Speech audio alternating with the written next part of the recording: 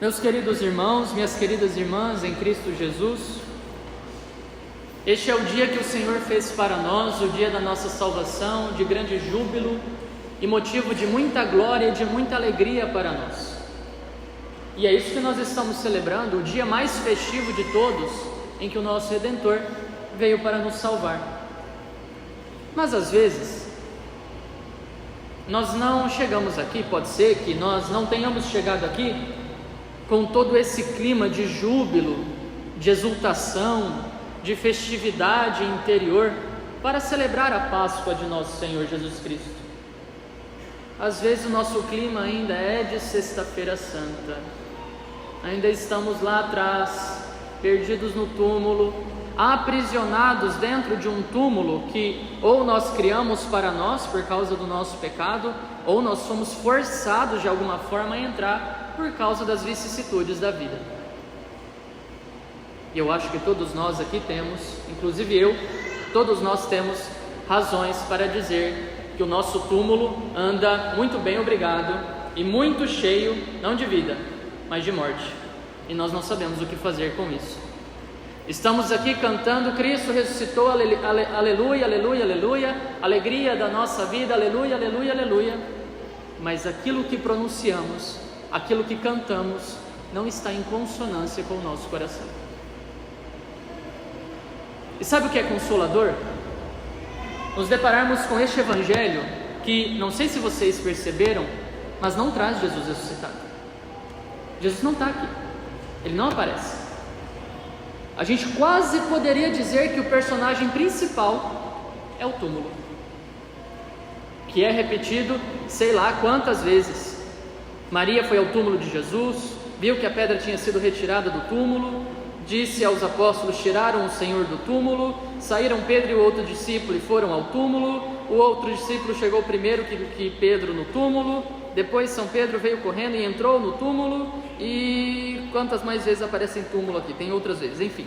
É túmulo, túmulo, túmulo, túmulo, túmulo. Num evangelho que é para tratar de vida, não faz muito sentido. No entanto, meus irmãos, mesmo dentro do túmulo, que é um lugar de morte, nós podemos encontrar sinais da vida, e é isso que nós temos aqui. E estes três personagens que aqui aparecem com destaque, Maria Madalena, São Pedro e São João Evangelista, Santa Maria Madalena, São Pedro e São João Evangelista, todos eles têm algo a ver com este túmulo, que está cheio de vida, e eles já começaram a perceber.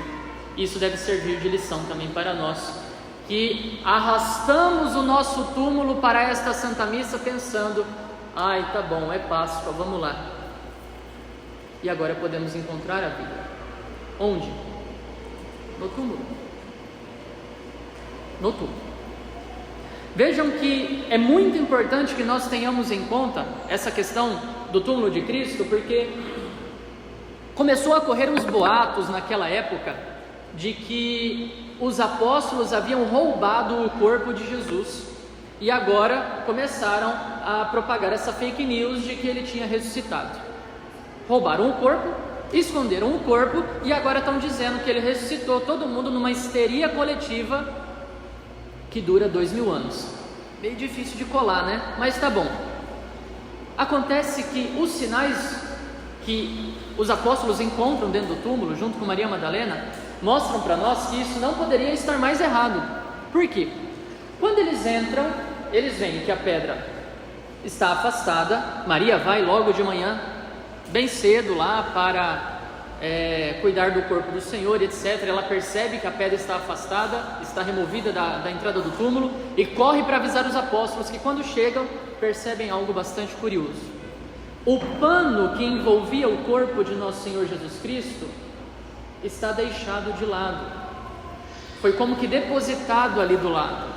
E gente, não era fácil remover esse pano do corpo de alguém que morreu, porque eles passavam mirra, e a mirra gruda, faz com que o pano grude no corpo.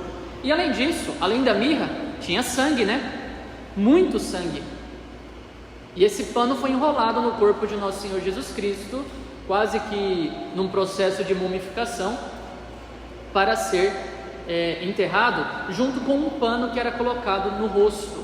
Se esse corpo tivesse sido roubado, vocês acham realmente que o ladrão teria se dado ao trabalho, em primeiro lugar, de remover a pedra, que era muito pesada? Em segundo lugar, com toda a delicadeza, tirar o pano, desenrolar o pano do corpo de uma pessoa que morta, já não tem flexibilidade nos membros, portanto é muito difícil lidar com o cadáver, e ter o cuidado, o zelo de colocar o pano ali no chão. E mais, o pano que cobria o rosto dele não estava jogado, estava dobrado de canto. Um ladrão não teria dobrado o pano. Um ladrão não teria se dado ao trabalho de desenrolar com cuidado o pano para deixá-lo ali. Alguma coisa diferente aqui aconteceu. Isso fica ainda mais claro se nós tivermos em mente o episódio recente que nós meditamos da ressurreição de Lázaro, que também era recente para esse povo aqui. Quando Jesus disse para Lázaro: Lázaro, sai do túmulo, Lázaro, vem para fora. Como é que Lázaro apareceu?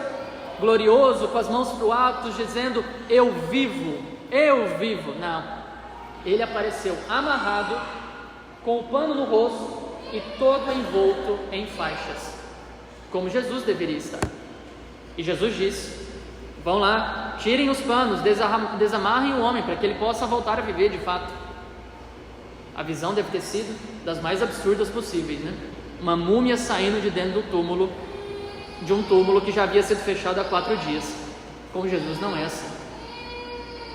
Além disso, nós podemos ver claramente que aqui houve uma intenção deliberada e consciente de deixar os panos do jeito que estava.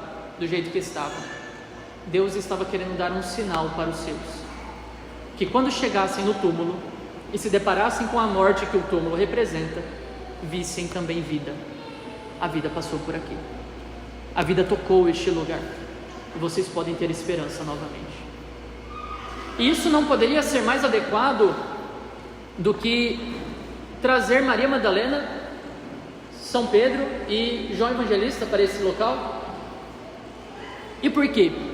Porque estes foram os 3 personagens que mais foram tocados por nosso Senhor Jesus Cristo. De todos os apóstolos, de todas as mulheres, com exceção de Nossa Senhora, é claro, que não deixou de acreditar por nenhum instante. Ela acreditou até o fim que Deus triunfaria e que o seu filho não tinha terminado a sua história com a sua morte. Com exceção dela, o que nós temos diante de nós é Maria Madalena, São Pedro e São João Evangelista como os personagens mais próximos de Jesus. Maria Madalena era aquela a quem ninguém conseguia amar. Ela nunca tinha sido amada por ninguém. As pessoas só usavam dela e a jogavam fora, que é basicamente sinônimo de liberdade para o tempo em que nós vivemos, né? Não, eu sou livre, eu faço o que eu quiser com meu corpo, minhas regras. Muito bem, então se deixe usar e se deixe jogar fora. Vamos ver até quando você vai aguentar. Ninguém aguenta por muito tempo. Essa era a Madalena.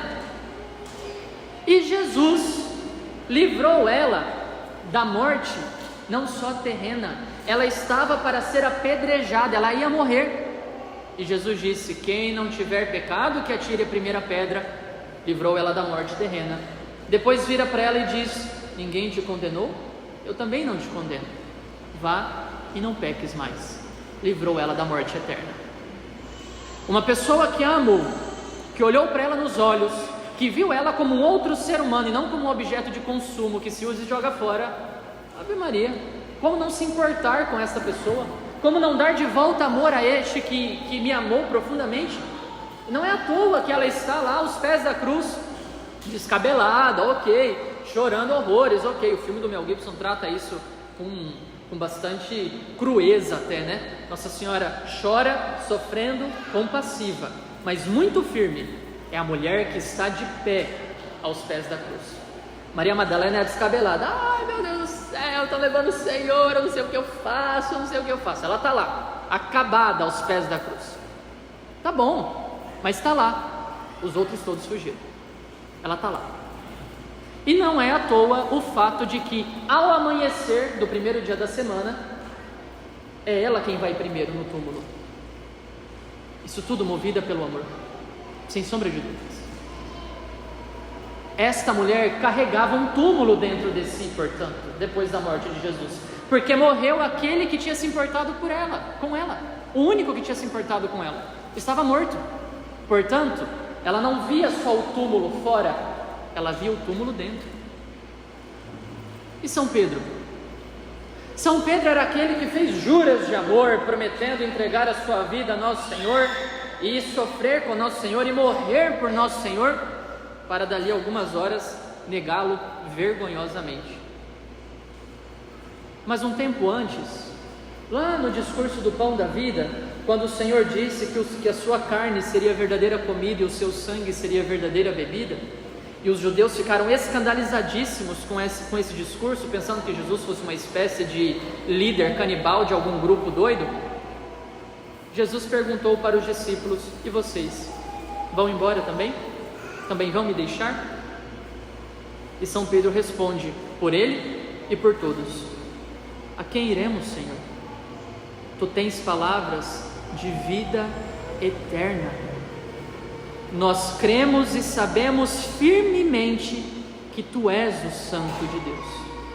E o sentido desse cremos e sabemos firmemente no grego original é que não há dúvida alguma. Realmente ele tinha uma segurança firme de que o Senhor era o Santo de Deus e que as suas palavras eram palavras de vida eterna. Ele também estava morto interiormente. Dentro dele também havia um túmulo. E quando ele ouve dizer de Maria Madalena que levaram o Senhor e nós não sabemos onde o colocaram, ele não perde tempo. É aquele que tem palavra de vida, que está morto, em quem eu acreditei, a quem eu amei, por quem eu me importei, a quem eu fiz juras de amor e a quem eu neguei. Ele foi roubado, eu vou atrás. Eu vou atrás. Porque ainda está presente no coração dele o olhar do seu Senhor. Ele ainda tem muito vivo o olhar do seu Senhor, que o perdoou apenas ao olhar. Este é São Pedro, o segundo que carrega um túmulo dentro de si e que vai até o túmulo para se certificar do que é que está acontecendo.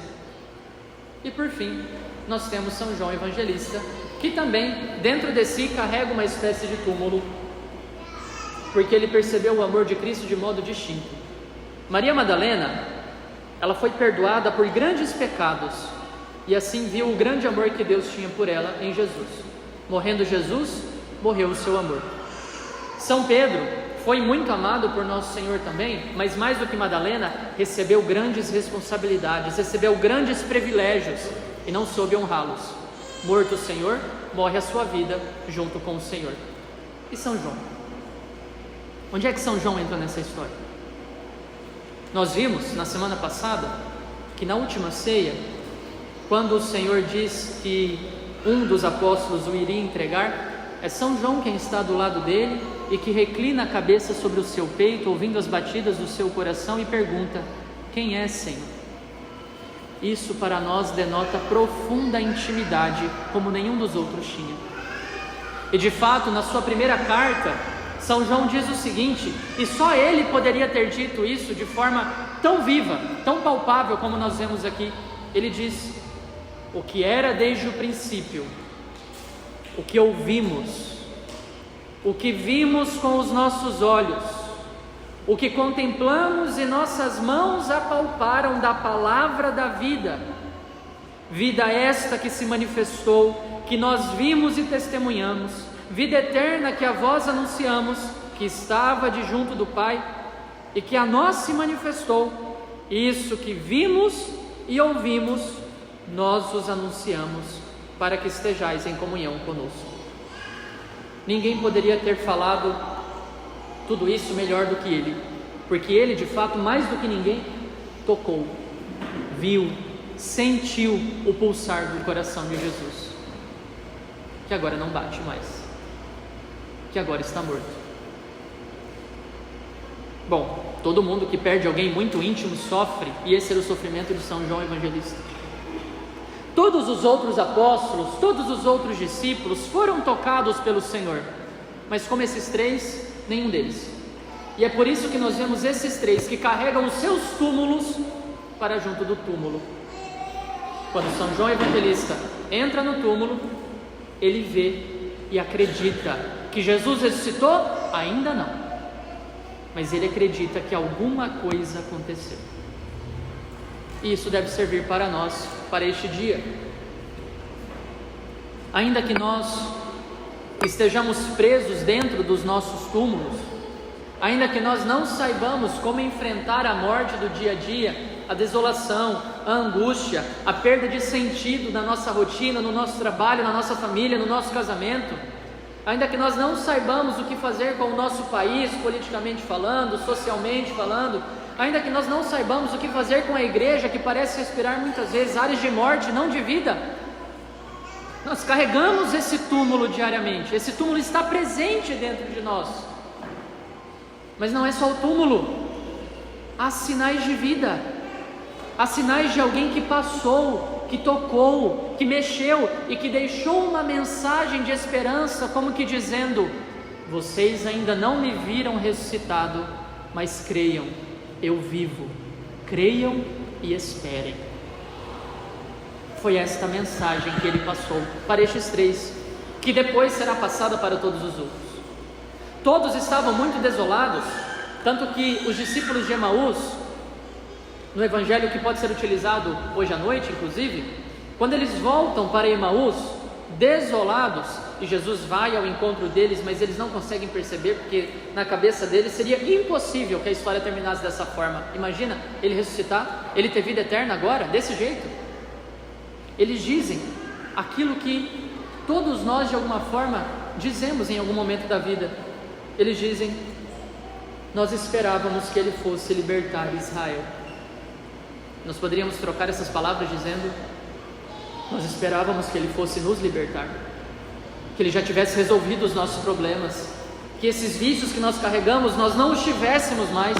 Nós esperávamos que aquela situação na nossa família já tivesse sido resolvida. Nós esperávamos que vida nós teríamos por muito tempo ainda, e não que um membro da nossa família morresse tão cedo. Nós esperávamos paz, nós esperávamos alegria, nós esperávamos exultação de vida. Mas apesar de tudo isso, já faz 3 dias que essas coisas aconteceram. É verdade que algumas mulheres do nosso grupo nos deram um susto. Eles não acreditam nas mulheres. Elas foram de madrugada ao túmulo e não encontraram o corpo dele. Então voltaram dizendo que tinham visto os anjos e que estes afirmaram que Jesus está vivo, colocando em xeque a palavra das mulheres, né? Alguns dos nossos foram ao túmulo e encontraram as coisas como as mulheres tinham dito. A ele, porém, ninguém ouviu. Mas ele deixou a sua mensagem. E é nosso dever buscar compreender esta mensagem de vida que ele está passando para nós, que ainda permanecemos, de alguma forma, presos nos nossos túmulos. E é para nós que ele diz: não viste ainda? Não me viste ainda? Calma, creia, me verás. Creia e me verás. Isso é para todos nós. E é por causa disso que nós podemos cantar neste dia o Aleluia e celebrar esta feliz novidade, esta feliz boa nova: Cristo ressuscitou, venceu a morte e quer vencer a morte também em nós.